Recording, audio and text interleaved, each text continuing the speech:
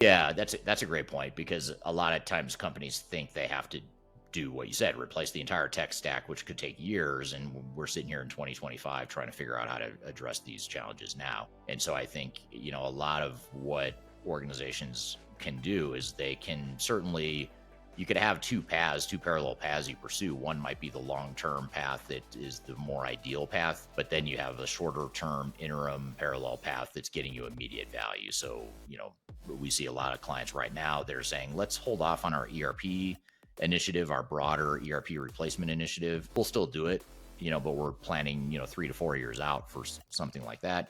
Whereas we want to look at AI and other tools we can get immediate value out of right now. And those two paths will eventually merge together and coexist. So they're not competing or duplicate efforts necessarily. It's just reprioritizing where you can get the most value. And I think it's actually super healthy for companies to think that way because the good thing with what you're describing is whenever there's a crisis like this or a challenge or a problem, it tends to make leaders a lot more laser focused on what's important.